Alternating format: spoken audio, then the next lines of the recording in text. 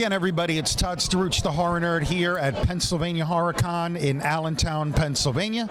First day of the convention. I am having a blast. As I'm fond of saying, I am just a fan who gets to do some really cool stuff. My day is about to get even cooler because I have the opportunity to sit here with Mr. Lew Temple. Lew, how are you? Thank you for having me, Todd. It's great to be here. We are having a great day, Saturday. Anybody that's in the area should drop in because there's a lot of really wonderful people to meet and see, and not just the celebrities. I think all the audience is a lot of fun. You get to have a visit with people that you don't know, and you figure out you have like interests. And I think that's what's great about these cons. We all have that one common denominator, which is, in this case, a passion for horror. Absolutely. And being a lifelong horror fan, sometimes I feel that we have a bad rap. But the horror community is great. Always very devoted, very supportive, very passionate. I think, for whatever reason, they have a bad rap. It's probably undeserved and misinterpreted in just passion. The horror audience is going to have your back, and I think that's great. 100%, I agree. But they also are very knowledgeable, so you can't just throw crap out there and it's going to stick. You got to deliver, like so many of our cool products. I have a question for you. Yes, bring it. As a horror enthusiast, as a horror journalist, would you agree that in our current state we have maybe two camps? So we've got the Terrifier camp, and I use that word camp loosely. And then we've got the Smile camp, okay? So you've got maybe the horror gore in the Terrifier, and then the Smile would be more lore as opposed to gore, so to speak. Do you find any validity in that statement? You know what? Now that you mention it, I think I do. Because as an independent filmmaker myself, my director and I, we like to make movies that are a little more cerebral, if you will, more like Twilight Zone, Outer Limits, and it doesn't always go over well, because of the gore crowd. Yeah. But having said that, man, I love a good, just a straight up, balls to the wall gore film. But to answer your question, you're right. There are those kind of camps. The people who just want to see blood and splatter. May I ask you to? You can. May I invite one of my friends in, Mr. Eric Roberts? 100%. Eric, would you come in and offer your opinion? We have no opinion. We don't get hired. Got it. Okay. Well, that's someone else you could see if you come down here right now. Eric's here for one more hour and a half. He's here for another hour and a half. So this is live, right? No. Oh. This will be edited and it'll go out on my website. But it's okay. The point is, Eric Roberts was here then. Let's edit it and say that Eric Roberts was here. Okay.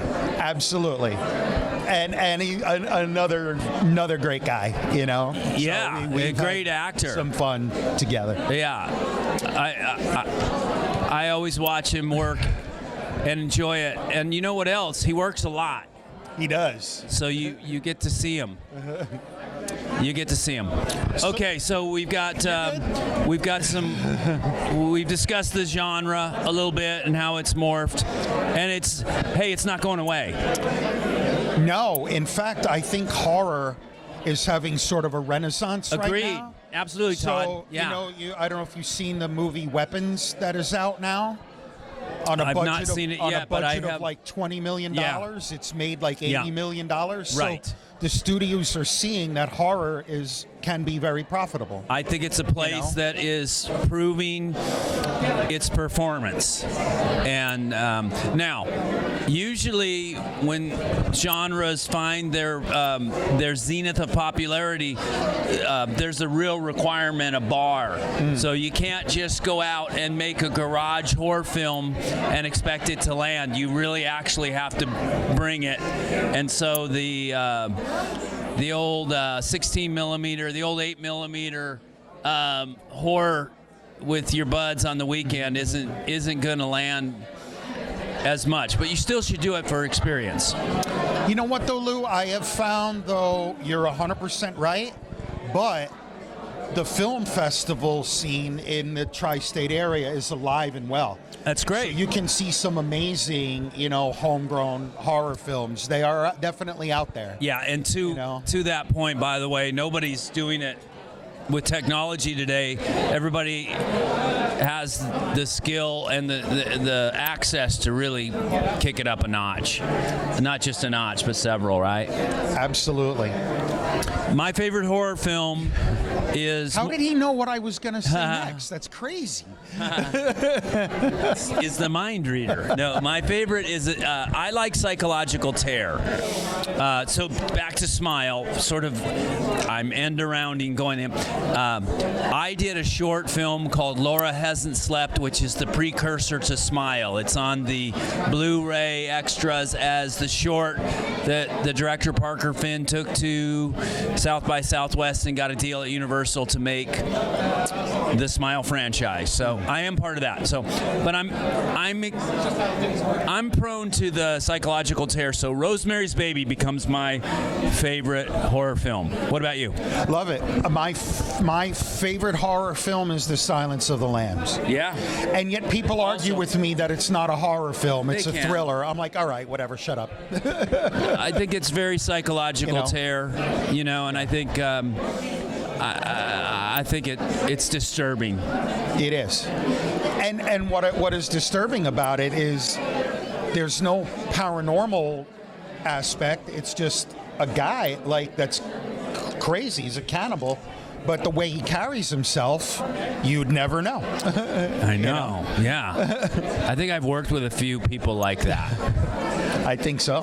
Yeah. So, Lou, let me ask you briefly about, we joked about The Walking Dead, but when you look back, that the cultural impact that it had, right? I mean, my brother who's running camera for me today, I mean, we had groups where we'd have watch parties. Absolutely. To watch the next episode all the time. To what do you attribute that when it comes to that show? I think it was a metaphor for people's discontent with their lives. Like we found that there was a whole part of the audience that was hopeful that there would be an apocalypse, in order to remove themselves from the pressures of their debt, from the pressures of their societal demands, from the pressures, and just get into basic survival instinct, and they felt like that would be a good reset. I think it really got down to the human experience, the interaction. People connected with survival. What would I do? How would I do? For me, the walkers, as we called them, were just metaphors for car payments and insurance and college. And those were obstacles that we had to deal with on the show, but in life we have those obstacles. They're kind of zombies that we have to attend to.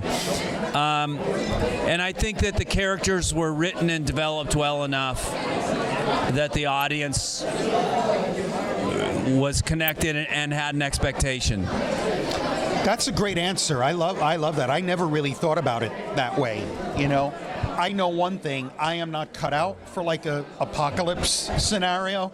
I'm like, no. You'd learn fast. I'm not like just zombies. Just take me. I'm done. Like I'm not the survivalist type. I'm currently doing a show for anime, and it's called Night of the Living Cat. And it's with a company called Crunchyroll, a very good anime company.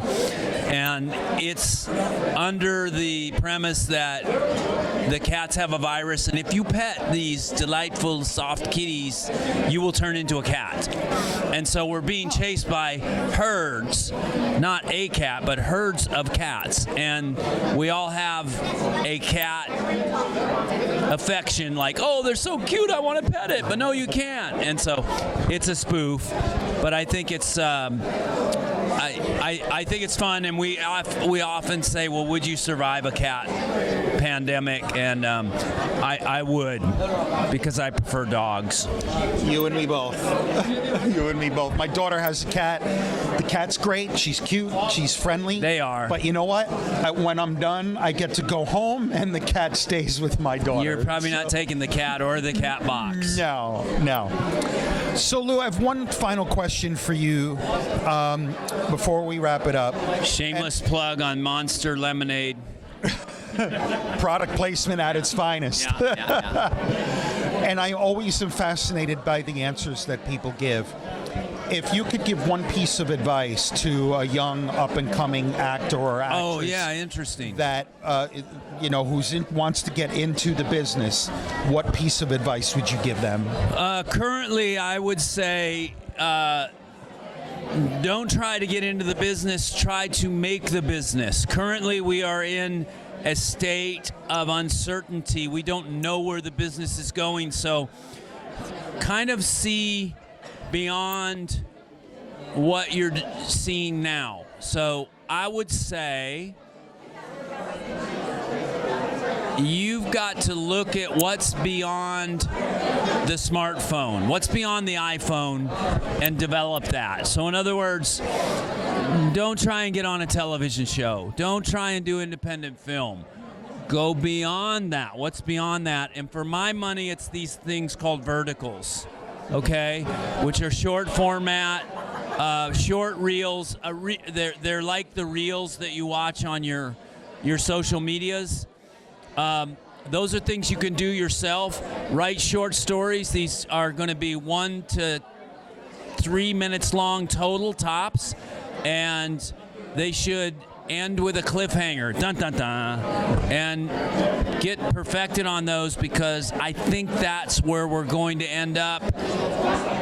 And instead of you trying to get in that game, you should have your brand established and trusted to be the game.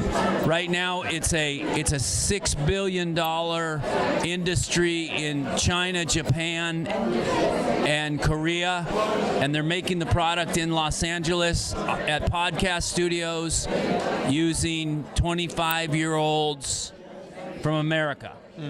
And they're poorly written and mediocrity in performance, but they're going to get better.